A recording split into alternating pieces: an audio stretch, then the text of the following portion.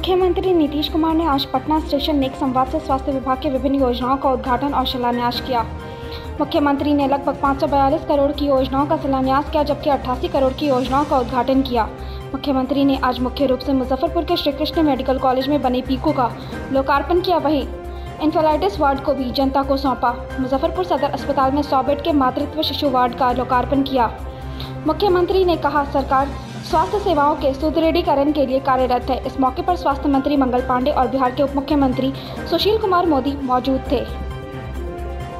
क्या कोविड-19 की वजह से आपकी पढ़ाई भी थम गई है? ईस्टर्न इंडिया का सबसे विश्वसनीय नाम मेंटोस एड्यूसर्व आपके लिए लाए हैं मी डिजिटल। ये सिर्फ ऑनलाइन क्लासेस नहीं है, ये है एक वर्चुअल क्लासरूम प्रोग्राम। आपको मिलेंगी क्लासरूम कोर्स की ऑलमोस्ट सारी फैसिलिटीज। आज ही प्ले स्टोर से मी डिजिटल ऐप डाउनलोड करें। माननीय मुख्यमंत्री महोदय से अनुरोध करेंगे कि मुजफ्फरपुर जिले में 72 करोड़ रुपए की लागत से तैयार श्री कृष्ण चिकित्सा महाविद्यालय अस्पताल में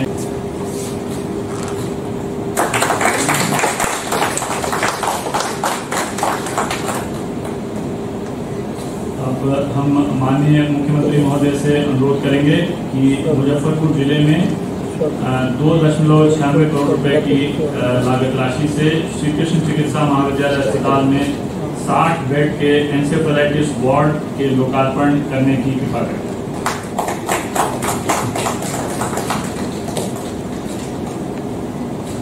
मुजफ्फरपुर जिले में 13.42 करोड़ रुपए की लागत से सदर अस्पताल मुजफ्फरपुर में 100 बेड के मातृ शिशु अस्पताल के लोकार्पण करने की कृपा करें।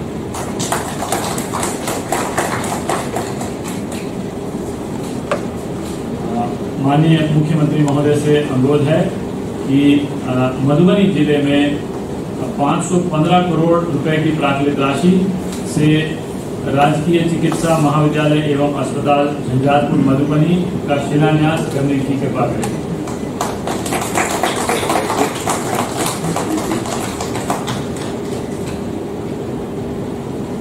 माननीय मुख्यमंत्री महोदय से कार्य जो कराया जाना है उसका कार्यान्वयन करने की कृपा करें।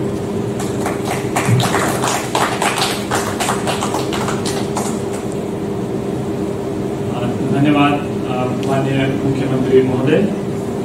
करने का फैसला किया है, ये बहुत अच्छी बात है और सब विभाग के लोग अपनी सूचनाओं का अवलोकन भी करते रहेंगे, तो कम से कम इसके माध्यम से सब लोगों को जानकारी तो मिलेगी कि कौन सा काम हो रहा है, क्या किया जा रहा है। कम से कम एक जगह पर इस काम का रहेगा, इस काम की सूचना देगी, उनकी वेबसाइट उसके लिए हम आपको बताएंगे।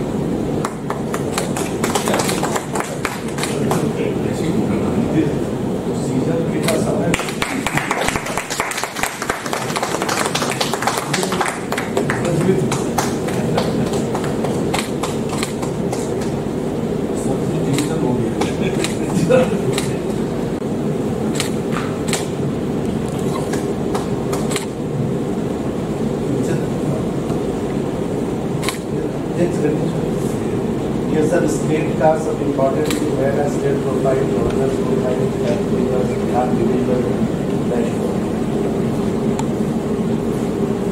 उनका न्यूज प्रेस रिलीजर्स फैक्ट चेक जो बरामद की जाती है वो सब कैबिनेट हर डिपार्टमेंट की जो एक्टिविटी है और जो काम सभी डिपार्टमेंट के बारे में सुनो और उसको कहेंगे कि ये तो लिखा ही है, लेकिन आप जरा को और पुलिस को भी बता दें सर, कहीं भी कोई इंसिडेंट हो रहा है उसके। मैं सबसे पहले माननीय मंत्री स्वास्थ्य विभाग को और पूरे स्वास्थ्य विभाग को इस बात के लिए धन्यवाद देता हूं कि इन्होंने जो मुजफ्फरपुर का पीकू है, पेडियाट्रिक इंटेंसिव केयर यूनिट, जिसके बारे में पिछली बार हम लोगों ने ये तय किया था कि इसको निर्मित कराएंगे जो स्थिति को देखते हुए, और लक्ष्य के मुताबिक इसका काम पूरा हुआ।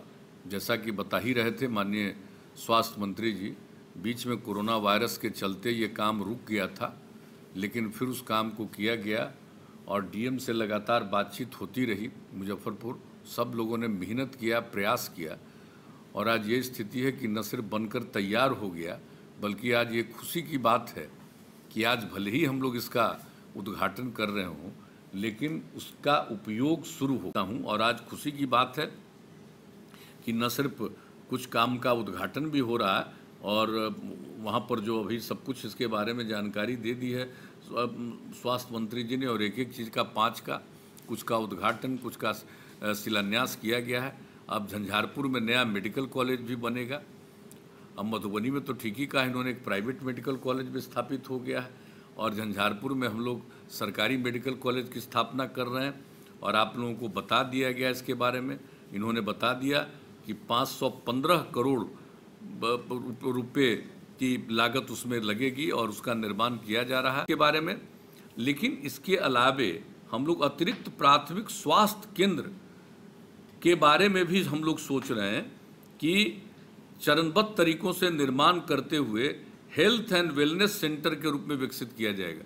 केंद्र सरकार की स्कीम एक है हेल्थ एंड वेलनेस सेंटर, तो उसके लिए कुछ जगहों पर हम लोगों ने लाभ लिया, लेकिन अब हम लोगों ने राज्य सरकार में तय किया कि हम लोगों का जितना भी जो अतिरिक्त प्राथमिक स्वास्थ्य केंद्र है वो सभी जगहों को हम लोग कन्वर्ट कर देंगे उसको हेल्थ एंड वेलनेस सेंटर में। तो कोई काम नहीं हम लोग छोड़ रहे हैं। और आप लोगों को हम बता दें कि जापानीज इंसेफेलाइटिस और ये सब का जो गया से लेकर के कई जगहों पर, और हम लोगों ने तो तय कर दिया कि जेई का जो टीकाकरण है वो करीब करीब 26 जिलों में पूरा हो चुका है। हम लोगों ने केंद्र सरकार से आग्रह किया है कि उसकी जो दवा आती है टीकाकरण की वो आ जाए और बाकी 12 जिलों में भी हम लोग इसका टीकाकरण कराना चाहते हैं, क्योंकि कोई नहीं जानता कि कहाँ का आदमी कैसे किस चीज़ से प्रभावित हो जाए। इसलिए इन सब चीज़ों पर हम लोग लगे हुए। और ये मालूम है ना कि पहले क्या स्थिति थी। आमतौर पर जो टीकाकरण पहले होता था क्या था, 2006 में हम लोगों ने सर्वे किया था, मात्र 18% टीकाकरण था। और अब आप जान लीजिए कि अब स्थिति हो गई कि अब हमारा बिहार में 86% टीकाकरण है। और हम लोगों का लक्ष्य है कि टीकाकरण के मामले में हम लोग देश के टॉप 5 जो 5 राज्य होंगे उसमें हम शामिल रहेंगे। इतना हम लोगों का टीकाकरण के लिए भी है, एक एक चीज़ के लिए किया जा रहा है। और एक एक चीज़ पर ग्रामीण क्षेत्रों में जो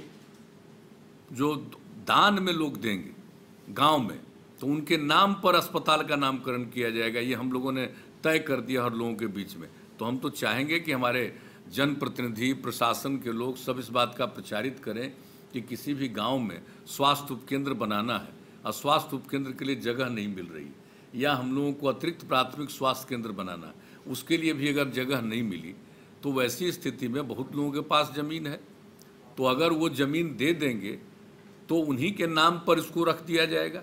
अब आप सोच लीजिए कि थोड़ा ज़मीन देंगे लेकिन उनका नाम अनंत काल तक रहेगा। ये साधारण बात नहीं है। इसलिए सबके बीच में इस बात को प्रचारित भी करना चाहिए, ताकि हम लोगों की इच्छा है कि ज़्यादा से ज़्यादा जगहों में हो और लोगों को किसी भी प्रकार की दिक्कत नहीं हो, सब आदमी का स्वास्थ्य का ध्यान रखा जाए।